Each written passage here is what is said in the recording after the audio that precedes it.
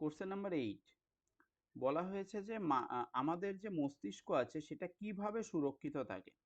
তো এখানে আমরা মোটামুটি তিনটে পয়েন্ট নিয়ে আলোচনা করব। প্রথমত, মস্তিষ্ক আমার কি হয়, অস্থি নির্মিত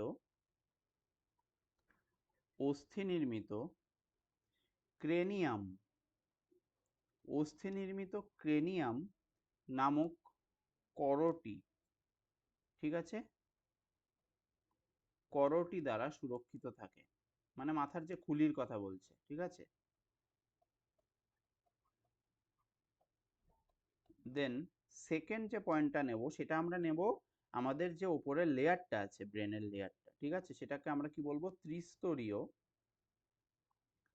ত্রিস্তরীয় মেনিনজেস পর্দা।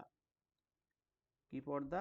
মেনিনজেস। ত্রিস্তরীয় মেনিনজেস পর্দা মস্তিষ্ককে বাহ্যিক আঘাত থেকে রক্ষা করে।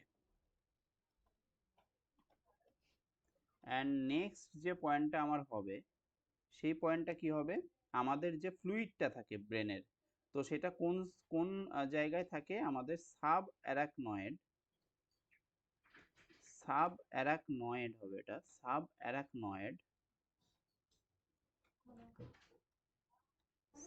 অ্যারাকনয়েড ও মস্তিষ্ক প্রকোষ্ঠে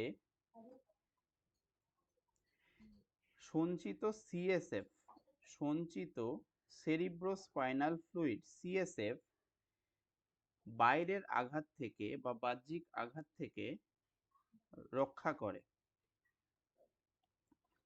বাহ্যিক আঘাত থেকে ব্রেনকে কি করে, রক্ষা করে। তাহলে এই তিনটে পয়েন্ট দিয়ে কিন্তু আমার মোটামুটি এটা 2 মার্কসের কোশ্চেন ধরতে পারিস। তো সেই হিসেবে কিন্তু তোকে লিখতে হবে। ক্লিয়ার? তাহলে এই তিনটে পয়েন্টস কিন্তু মাস্ট।